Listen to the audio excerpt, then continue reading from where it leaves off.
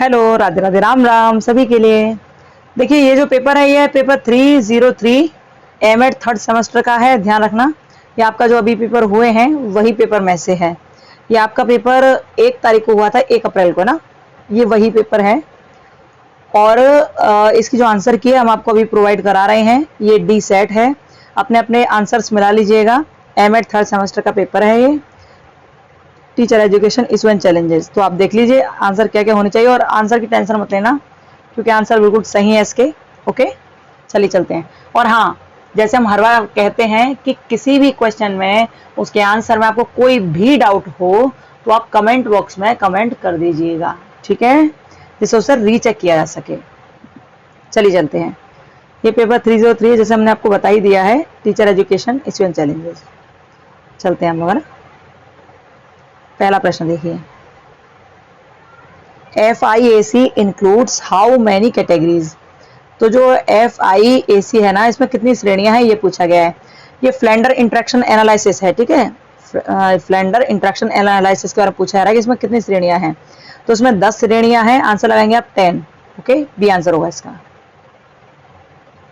मल्होत्रा समिति 1970 ने किसके द्वारा अध्यापकों के मूल्यांकन की संस्तुति की थी। तो किसके द्वारा की थी, तो इसका आंसर होगा स्टूडेंट इवेल्युएशन, यानी कि छात्र मूल्यांकन।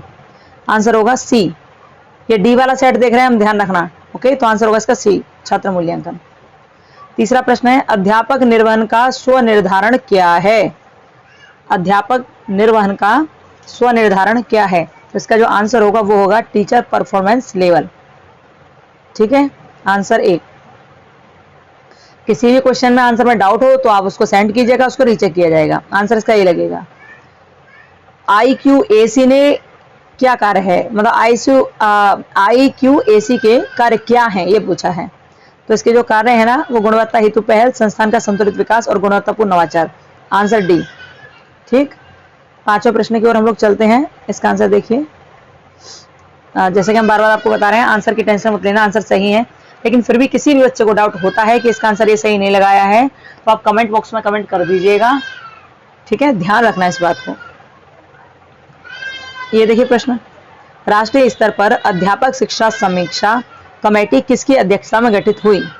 आंसर होगा JS वर्मा समिति, ठीक है, JS वर्मा, आंसर ए लगेगा इसका। छठवां देखिए, अध्यापकों की नियुक्ति हेतु निम्न में से कौन सा परीक्षण उपयुक्त रहेगा। क्योंकि हमें अध्यापकों की नियुक्ति करनी है तो कौन सा परीक्षण उपयुक्त रहेगा, मास्टरी टेस्ट नहीं, कौन सा, एप्टीट्यूड टेस्ट, ठीक है, अभिक्षमता परीक्षण, ये जो होता है ये सही रहेगा इसके लिए। आंसर 6 का होगा बी। आगे देखो, अध्यापक शिक्षा हेतु राष्ट्रीय पाठ्यचर्या की रूपरेखा 2009 ने महत्व दिया। तो अध्यापक शिक्षा से रिलेटेड बात हो रही है तो इसका आंसर लगेगा ए, आंसर लगेगा ए, ठीक है। आगे देखिए,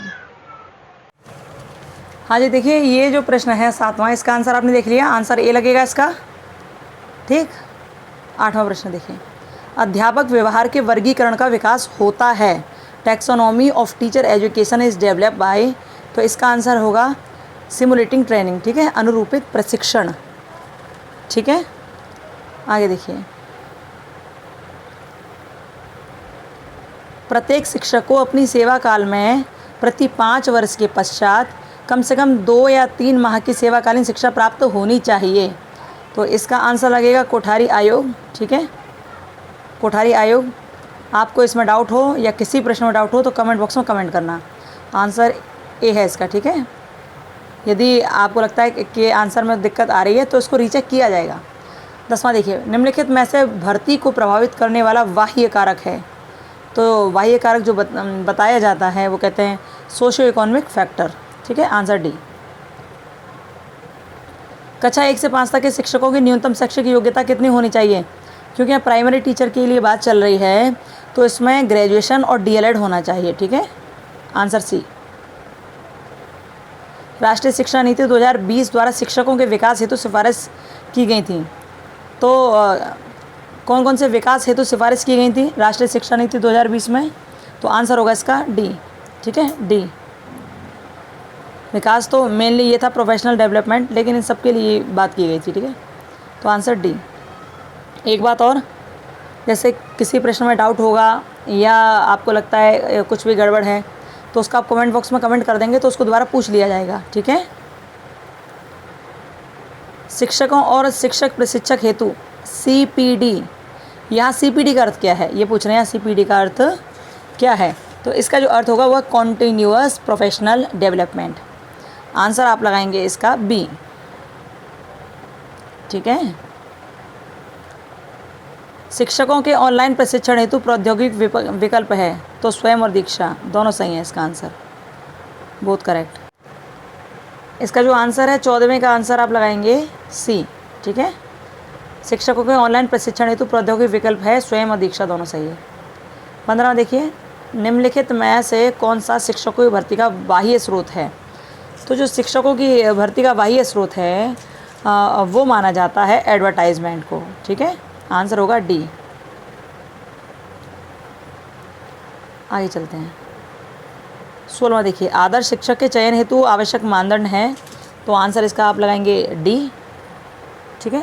आंसर लगेगा इसका D, उपरोक्त सभी। एक अच्छी शिक्षक भर्ती का कौन सा आवश्यक गुण है, तो अच्छी शिक्षक भर्ती देखी जा रही है इसमें, तो आप क्या लगाएंगे, योग्यतम व्यक्ति का चयन, ठीक है, A। निम्नलिखित में से कौन सा शिक्षकों के चयन हेतु आवश्यक तत्व नहीं है, चयन हेतु आवश्यक तत्व नहीं है ये पूछा है इसमें, तो इसका आंसर जो लगेगा वो लगेगा answer C, lake of policy formation and implementation, ठीक है, आंसर C। इसमें देखिए, निम्नलिखित में से कौन सा सीधी भर्ती का लाभ नहीं है। अभी पूछ रहे हैं कि जो डायरेक्ट रिक्रूटमेंट होते हैं तो उनमें कौन सा लाभ नहीं है, ठीक है। तो देखिए, समान अवसर का सिद्धांत, भाई आप सीधी भर्ती करते हो तो समान अवसर सबको मिलता है ना, नई प्रतिभाओं का आगमन भी होता है, और जो बेस्ट टैलेंट है उसका भी हम लोग वो करते हैं ना, सिलेक्शन करते हैं, चयन करते हैं। लेकिन ये जो अनुभवी कर्मचारी, ये डायरेक्ट भर्ती का लाभ नहीं है, इसलिए आंसर होगा C, एक्सपीरियंस्ड एम्प्लॉई।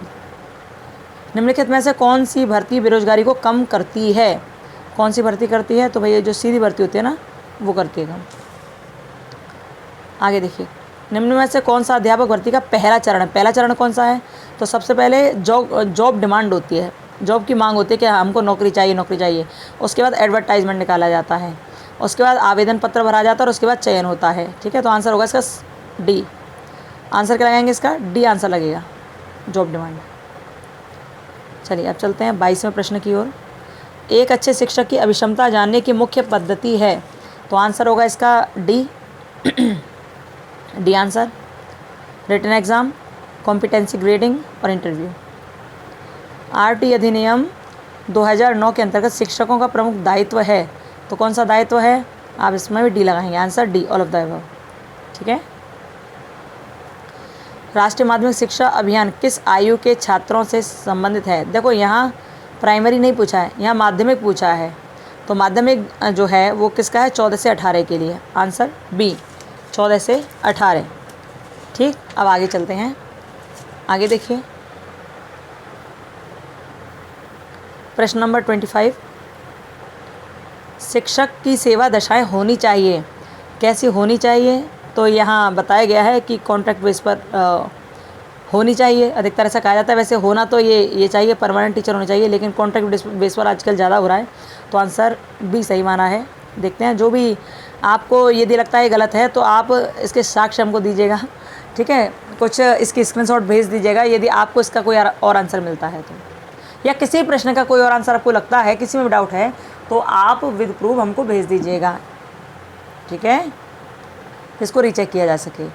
RTE 2009 के अंतर्गत विद्यालय में शिक्षकों की कुल रिक्तियाँ स्वीकृति पदों के सापेक्ष कितने प्रतिशत से अधिक ना हो, यानी कि यदि टीचर्स के पद खाली हैं तो कितने % से ज़्यादा नहीं खाली होने चाहिए, तो 10% से ज़्यादा नहीं होने चाहिए, आंसर A। ऑपरेशन ब्लैकबोर्ड के अंतर्गत प्रत्येक विद्यालय में न्यूनतम अध्यापकों की संख्या कितनी होनी चाहिए, तो कहते हैं ऑपरेशन ब्लैकबोर्ड ने ये कहा गया है उसमें कि एक यदि कोई प्राइमरी विद्यालय है, कोई विद्यालय है, तो उसमें कम से कम एक कमरा हो तो एक टीचर हो, 2 कमरे हो तो 2 टीचर हों, 3 हो तो 3 हो, बस कम से कम तो एक होना चाहिए।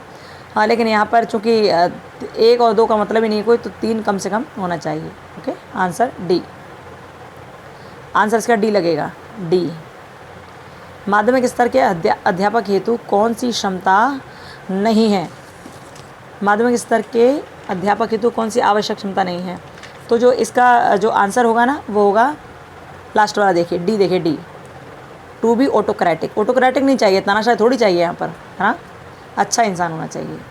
बीएड पाठ्यक्रम के अंतर्गत न्यूनतम कितने विद्यालय शिक्षण विषयों के शिक्षण शास्त्र में कुशल होना चाहिए? तो कम से कम 2, ठीक है, कम से कम 2 होने चाहिए इसमें।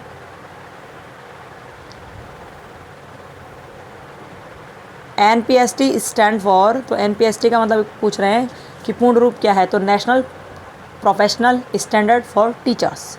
आंसर होगा इसका कौन सा? बी। 31 देखिए, ये तो आपको पता ही है, सभी को ही पता होगा इस बारे में। तो NEP 2020 के अनुसार 4 वर्षीय एकीकृत बीएड डिग्री का पाठ्यक्रम कब से अनिवार्य कर दिया जाएगा? 2030 से बिल्कुल अनिवार्य इसको कर दिया जाएगा। ITEP जो बना है ना, नया बना ITEP, 12th के बाद स्टार्ट करेंगे तो ये वही है 4 वर्ष के लिए, ठीक है, 4 वर्ष से स्टार्ट होगा, मतलब 4 वर्ष का आप कर पाओगे 12th के बाद से ही, BA BEd BSc BEd, ये इस तरह से 2030 लगाएंगे उसका आंसर। निम्नलिखित में से कौन सा संवृत्ति का लक्षण नहीं है? तो ये जो सी आंसर है ना, अनसाइंटिफिक, ये नहीं है, बाकी सभी हैं, ठीक है। सांवृतिक आचार संहिता के विकास का मुख्य आधार इनमें से कौन सा है? तो ये जो आधार है ना, सब बढ़िया है, सब सही है, आंसर होगा इसका डी।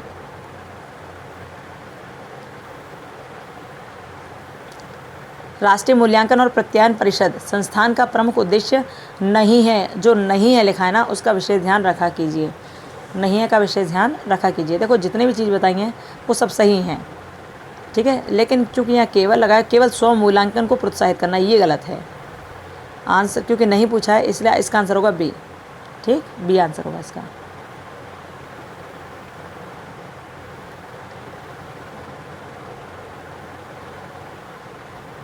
अध्यापक द्वारा अपनाए गए मूल्य किस प्रकार के होने चाहिए? तो मूल्य जो सुस्पष्ट, सुनिश्चित, नैतिक सब होने चाहिए, आंसर होगा डी, ठीक है, मूल्य पूछे जा रहे हैं। और ये जो परिभाषा इसमें दे रखी है ना, जिसने भी ये कहा है, हम अपने आदर्श जीवन के द्वारा सब मनुष्यों को सदैव एक शाश्वत और सार्वभौमिक सत्य की अभिव्यक्ति से आभाषित करें, ये किसका कथन है? तो देखो भैया, इसका आंसर अभी नहीं पता है, ठीक है, इसका आंसर अभी नहीं पता है, इसलिए इसको हम छोड़ेंगे थोड़ी देर के लिए। इसका आंसर हमको जैसे पता पड़ेगा आज, तो हम उसको डिस्क्रिप्शन बॉक्स में डाल देंगे, ठीक है। 2-3 क्वेश्चन आपको इस तरह के मिलेंगे जिनका आंसर क्लियरली नहीं पता है। अब ये इनमें से कोई भी, रविन्द्रनाथ टैगोर भी हो सकते हैं और गांधी भी हो सकते हैं और अरविंद भी हो सकते हैं, कोई भी हो सकता है, इसलिए इसका आंसर अभी हम नहीं देंगे, ठीक है। तो इसको आप बाद में, इसका आंसर हम आपको बाद में बताएंगे, 36वां प्रश्न का आंसर बाद में बताएंगे, ठीक है। आगे देखिए, क्योंकि अभी बेवजह कुछ भी आंसर नहीं दिया जा सकता ना। 36 देखिए, उत्तर प्रदेश शिक्षा सेवा आयोग निम्नलिखित में से संबंधित है, किससे संबंधित है ये पूछा जा रहा है। तो भैया इसमें भी सारी शिक्षाओं को कराने के लिए संबंधित है, क्योंकि इसको आयोग को ये कहा गया था कि आप जो पहले प्राइमरी का ही कराते थे, लेकिन अब आप सेकेंडरी हायर सबका कराइए, है ना, ये था, इन सब शिक्षाओं से संबंधित कर दिया है इसको, आंसर होगा डी। उत्तर प्रदेश राजकीय महाविद्यालय के सहायक आचार्य की चयन प्रक्रिया में कौन सा आयोग संबंधित है? अब यहाँ पर असिस्टेंट प्रोफेसर की बात चल रही है, तो इसका होगा आंसर सी, आंसर होगा सी, ठीक है, UP higher education service commission, Uttar Pradesh उच्च शिक्षा सेवा आयोग। 39 देखिए, नैक का मुख्यालय कहाँ है? हेडक्वार्टर ऑफ नैक कहाँ है? बेंगलुरु में है, कहाँ है? बेंगलुरु में है। आगे देखिए, आगे क्या है, आगे 40 प्रश्न है, 40वां क्वेश्चन। यूजीसी ने अपने कार्य के विकेंद्रीकरण के लिए कुल कितने क्षेत्रीय कार्यालय स्थापित किए हैं? तो यूजीसी को क्षेत्रीय कार्यालय वो हैं 6, कितने हैं? 6, आंसर बी। 41 देखिए, राष्ट्रीय शैक्षिक अनुसंधान एवं प्रशिक्षण परिषद के क्षेत्रीय संस्थान कहाँ स्थित हैं? तो ये शिलोंग में है, जयपुर और बेंगलुरु में नहीं है। जयपुर और बेंगलुरु में किसका है? NCTE का है, लेकिन यह NCERT, ये क्या है? NCERT है, तो इसका शिलोंग में है, ठीक है, और NCTE के जयपुर और बेंगलुरु में है, आंसर इसका ये लगेंगे। ये देखिए 43, भारतीय पुनर्वास परिषद का संचालन होता है। तो ये जो है रिहेबिलिटेशन जो परिषद है ना, भारतीय पुनर्वास परिषद जो है, इसमें किस चीज़ का संचालन होता है, किसके लिए है ये, किसके लिए पुनर्वास करता है ये, दोबारा से आवासित करता है। तो इसका जो आंसर होगा ना वो होगा सी। ठीक है, आंसर होगा सी, दिव्यांगों के लिए। आगे देखिए, विश्व अध्यापक दिवस कब मनाया जाता है। अब यहाँ वर्ल्ड टीचर डे पूछा गया है, वर्ल्ड टीचर डे, नेशनल वाला नहीं, वर्ल्ड वाला पूछा है। तो इसका आंसर होगा 5 अक्टूबर, answer B. NAAC is related to, तो किससे संबंधित है नैक, उच्च शिक्षा की गुणवत्ता से, आंसर होगा सी। ठीक है, ये देखिए, नैक के अंतर्गत SSR का पूर्ण रूप क्या है। अभी SSR का पूर्ण रूप पूछ रहे हैं, तो इसका मतलब है सेल्फ स्टडी रिपोर्ट। ठीक है, स्टैंडर्ड इसको रेशियो नहीं है, ये नहीं होगा, इसका है self study report. Okay, NAAC की रूपरेखा के अंतर्गत गुणवत्ता संकेतक के कुल कितने मानदंड हैं। इसमें गुणवत्ता संकेतक के कुल कितने मानदंड पूछ रहे हैं, तो इसका आंसर होगा 7। ठीक है, जो क्वालिटी क्राइटेरिया है, क्वालिटी इंडिकेटर है, वो 7 है। स्टूडेंट क्या लिखा, स्टूडेंट सेटिस्फैक्शन सर्वे। ठीक है, अब हिंदी में इंग्लिश को, जो हिंदी में लिखी है उसको पढ़ने में कितना दिक्कत होती है, और इंग्लिश में उसको पढ़ लो तो कितना ईजी हो जाता है। तो इसमें लिखा है who conduct the student satisfaction survey, कौन कंडक्ट करता है इस स्टूडेंट सेटिस्फैक्शन सर्वे को, तो ये करती है नैक।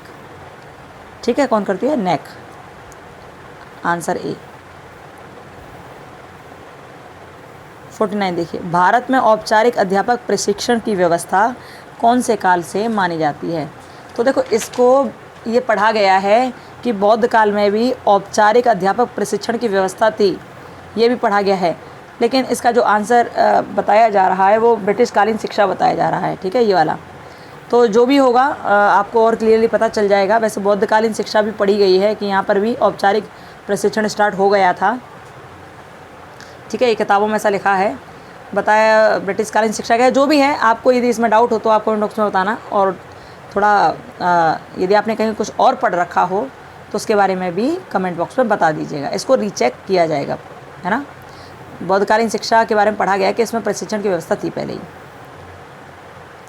लेकिन ब्रिटिश काल में पूरी तरह से हो गई अध्यापक प्रशिक्षण की। लेकिन चूंकि ये क्या कह रहे हैं, शुरुआत पूछ रहे हैं ना, औपचारिक अध्यापक प्रशिक्षण की व्यवस्था कौन से काल से प्रारंभ मानी जाती है, तो स्टार्ट तो बौद्ध काल से ही हो गई थी वो। ओके, 50वां देखिए, भारत में सर्वप्रथम शिक्षक प्रशिक्षण से संबंधित नॉर्मल विद्यालय किस मिशनरी द्वारा स्थापित किया गया था। तो आपको ये तो पता है कि डेनिस द्वारा किया गया था, डेनिस द्वारा। ये जो अब देखिए परिभाषा है जो है, यदि विद्यालय शिक्षा को अधिक प्रभावशाली बनाना है तो अध्यापक को अच्छी तरह से प्रशिक्षित होना चाहिए। ये किसने कहा था, किसने कहा था।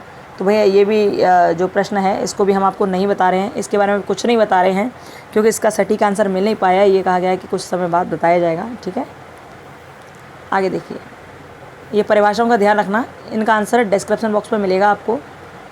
ओके, भारत में ब्रिटिश कालीन शिक्षा का समय कब से कब तक है, तो 1700 से 1947 तक, डी आंसर। देखो, आंसर के लिए हम आपको कुछ भी बता दें लेकिन गलत है, उल्टा सीधा थोड़ी बता सकते हैं, है ना। जब हमको पता ही नहीं तो अंधेरे में तीर चलाकर क्या होगा, है ना। हवा में गांठ लगाने से कोई फ़ायदा थोड़ी है। यदि इसका आंसर पता हो तो बताना सही है, नहीं तो गलत बताने से कोई मतलब नहीं है। यहाँ कोशिश ये की जाती है कि आपके पास जो भी प्रश्न पहुँचे, आंसर पहुँचे, उत्तर पहुँचे, वो गलत ना हो। तभी तो हम आपसे कहते हैं कि 99-98% यहाँ एक्यूरेसी रहती है। और आगे भैया वो चेक करने वाले जाने क्या चेक करते हैं, लेकिन इसमें से जो आंसर्स हैं वो पूछकर बताए जा रहे हैं। ठीक है, विशेष ध्यान रखना इस बात का। 2-4 क्वेश्चन आपको ऐसे मिलेंगे जिनका आंसर क्लियरली नहीं पता है अभी, तो उन प्रश्नों के उत्तर को हम आपको आज रात तक डिस्क्रिप्शन बॉक्स में प्रोवाइड करा देंगे। ओके, आगे देखिए, भारत में आधुनिक शिक्षा का जन्मदाता किसे माना जाता है, तो चार्ल्स ग्रांट को माना जाता है। शिक्षक शिक्षा के संबंध में सैडलर आयोग की मुख्य सिफारिश थी, आंसर इसका डी, ठीक है, ये तो बिल्कुल सही है, बाकी भी सही है। Answer D. कोई और आंसर आपको लगे तो आप कमेंट बॉक्स में कमेंट करना। विश्वविद्यालय शिक्षा आयोग किसकी अध्यक्षता में गठित किया गया था? विश्वविद्यालय शिक्षा आयोग किसकी अध्यक्षता में गठित किया गया था? तो ये डॉक्टर सर्वपल्ली राधाकृष्णन हैं, आपको पता ही है इनके बारे में। Answer B. कलकत्ता विद्यालय समाज संबंधित था, तो अभी तक तो ये पता चला है कि प्राथमिक अध्यापकों के प्रशिक्षण से संबंधित है। ठीक है, इसमें कुछ नए टर्म्स जुड़ गए हों तो क्लियरली नहीं पता है, लेकिन अभी तक तो यही पता चला है, प्राथमिक अध्यापकों के प्रशिक्षण से। आगे जो भी है हम बता रहे हैं, जो भी डाउट में लगेगा कमेंट बॉक्स में कमेंट ज़रूर कर देना, जिससे दोबारा से उनको दिखाया जा सके, रीचेक किया जा सके प्रश्न के उत्तर को, है ना। और हम खुद भी उसको रीचेक करेंगे। देखिए, भारत में सर्वप्रथम एमएड पाठ्यक्रम की शुरुआत कब हुई थी? तो ये हुई थी 1936 में। ठीक है, आंसर सी, 1936 में। राज्यों में शिक्षक शिक्षा परिषदें गठित करने का प्रस्ताव किसने दिया? तो ये किसने दिया, इसके बारे में भी हम आपको बताएंगे थोड़ी देर बाद। तो 3 प्रश्न हो गए ये, जिसके बारे में आपको डिस्क्रिप्शन बॉक्स में आंसर देंगे। ठीक है, बस शिक्षक शिक्षा के बारे में कोठारी आयोग ने भी कहा था। अब देखा जाएगा इसमें से कौन सा सही माना जाएगा। चलो देखिए, राज्य शिक्षा संस्थान के कार्य एवं दायित्व कौन कौन से हैं? तो इसके जो कार्य हैं वो सभी सही हैं। आंसर लगाएंगे आप इसमें डी, सभी सही हैं, आंसर लगाएंगे डी। भारत में सर्वप्रथम राष्ट्रीय शिक्षक दिवस मनाने की शुरुआत कब हुई थी? तो 5 सितंबर 1962 से स्टार्ट हुआ था मनाना। बेहतर नहीं है, 62 है, ध्यान रखना। आगे चलते हैं। विश्व भारती विद्यालय में शिक्षक शिक्षा से संबंधित भवन कौन सा है?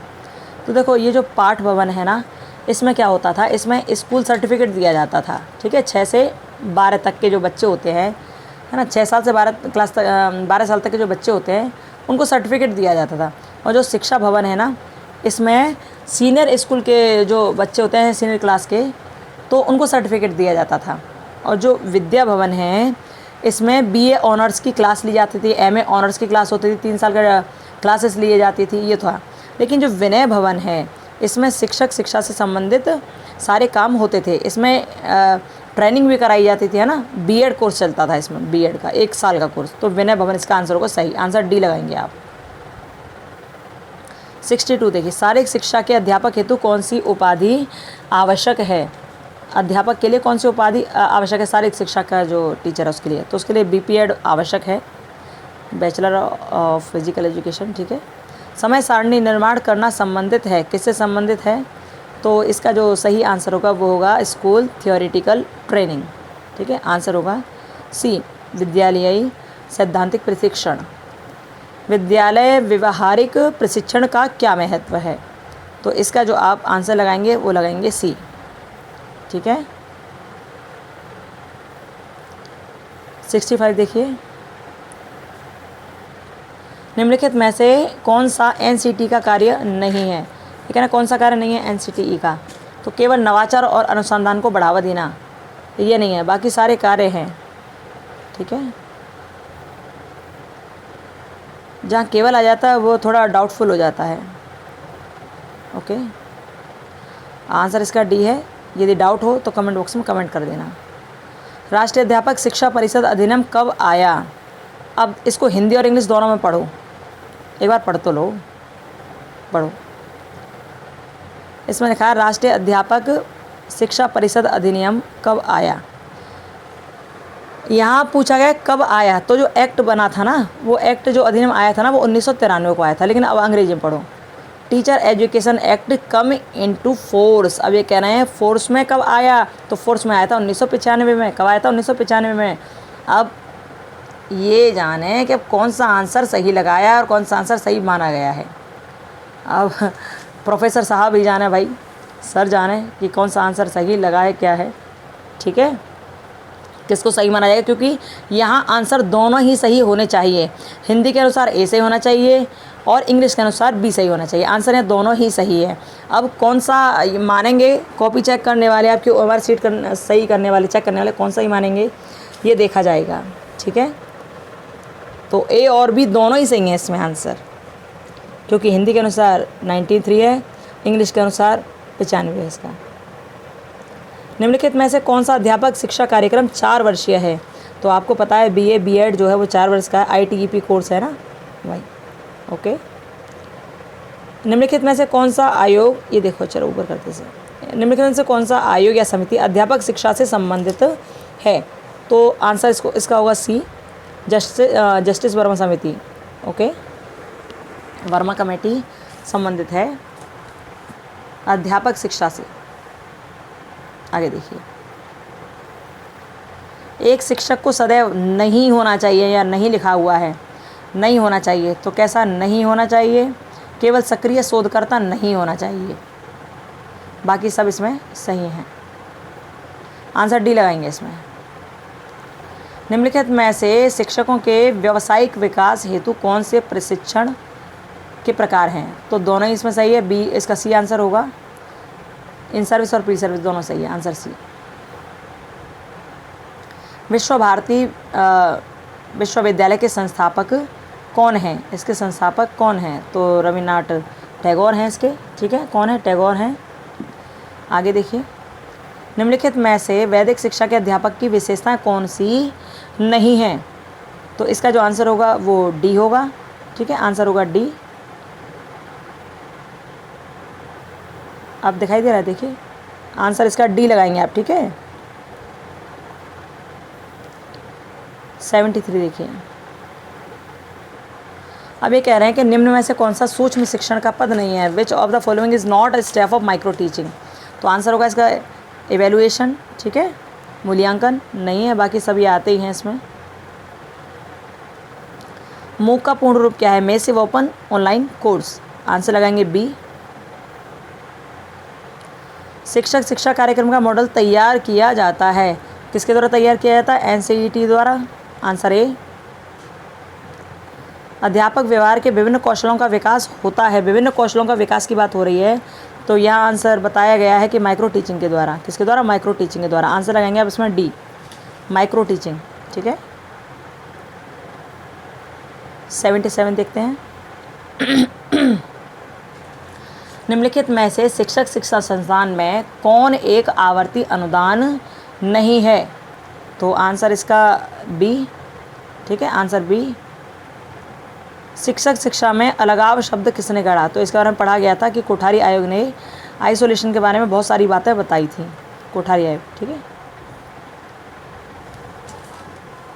और जो भी डाउट हो तो आप कमेंट बॉक्स में कमेंट कर देना, जिससे उसे दोबारा दिखाया जा सके। हम बार बार ये बात इसलिए कहते हैं कि बहुत सारे लोग कहते हैं मैम ये वाला आंसर गलत हो गया है, ये ऐसा नहीं, वो होना चाहिए।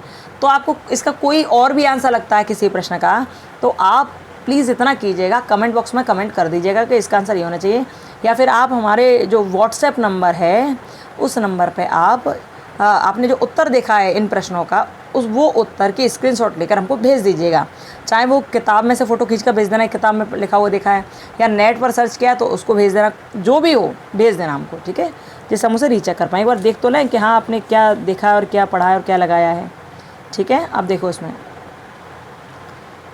79वां प्रश्न है, निम्नलिखित में से कौन सा संस्थान विशेष शिक्षा से संबंधित शिक्षक शिक्षा संस्थानों को मान्यता प्रदान करता है?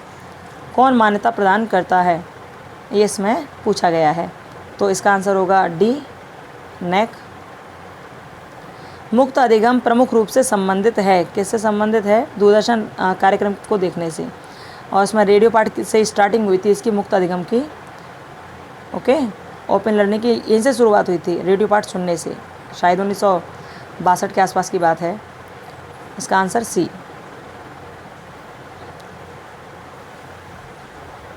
इंटर्नशिप क्यों आवश्यक है? तो देखो इसकी जो आवश्यकता है ना, आपको पता है कि व्यवहार में परिवर्तन लाने के लिए इंटर्नशिप कराया जाता है 30 दिन का, है ना। कहीं कहीं और ज़्यादा दिनों का कराया जाता है, कहीं 28 दिन का भी कराते हैं, ये सारी चीज़ें हैं।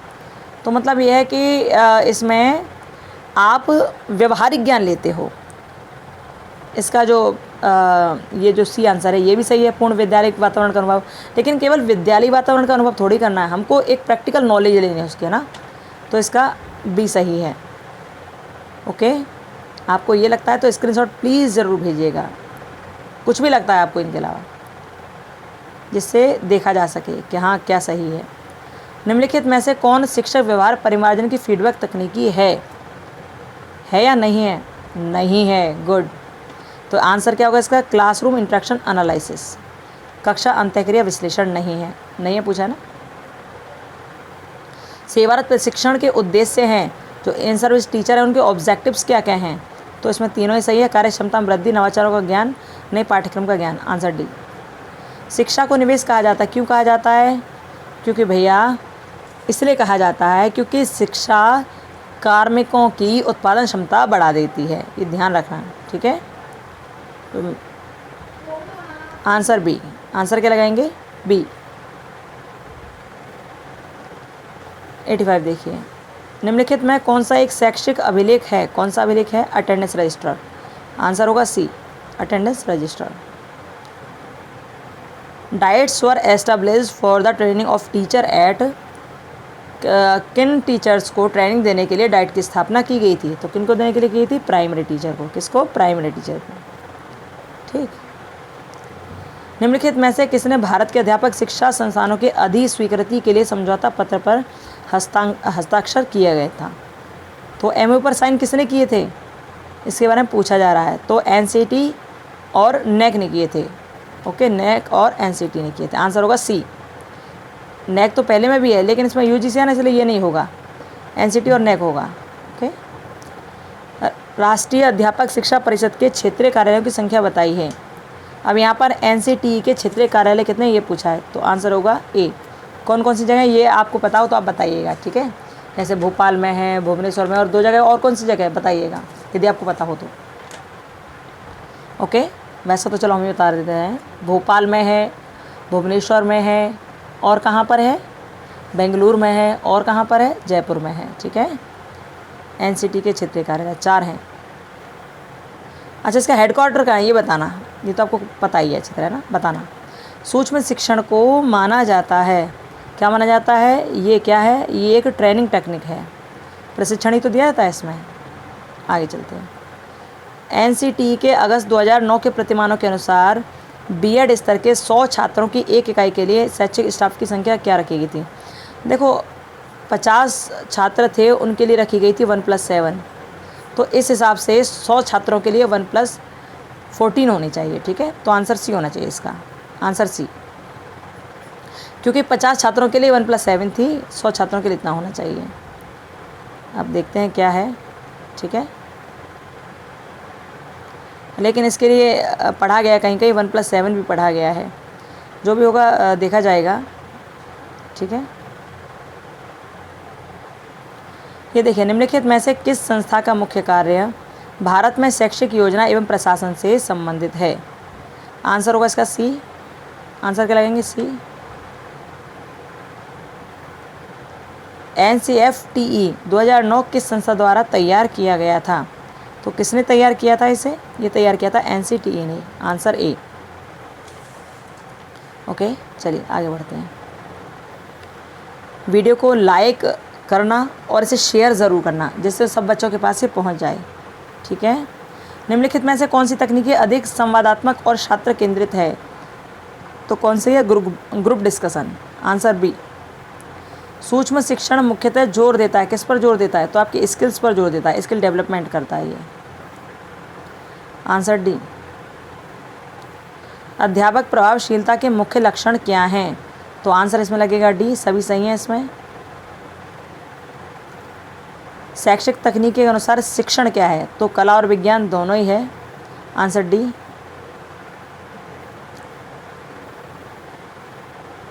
रणनीतिक योजना की अवधारणा का विकास किस क्षेत्र में सर्वप्रथम किया गया? जहाँ तक अंदाजा आप लोग शिक्षण लगाकर आए होंगे, लेकिन इसका आंसर ये सही नहीं है। आंसर क्या है? आंसर इसका बी सही है। कौन सा? बी, मिलिट्री में, ठीक है। जो रणनीतिक योजना बनाई गई वो सबसे पहले सेना में बनाई गई थी। राष्ट्रीय अध्यापक शिक्षा परिषद की उत्तर क्षेत्रीय समिति का मुख्यालय कहाँ है? तो जयपुर में है उत्तर क्षेत्रीय समिति का मुख्यालय। आप कक्ष में प्रजातंत्र का अभ्यास कैसे करेंगे? तो आप सोचिए कैसे करेंगे। इसमें आप क्या करेंगे? विद्यार्थियों को समान अवसर प्रदान करेंगे ना, और क्या? शैक्षिक चयन में विद्यार्थियों को स्वतंत्रता प्रदान करेंगे।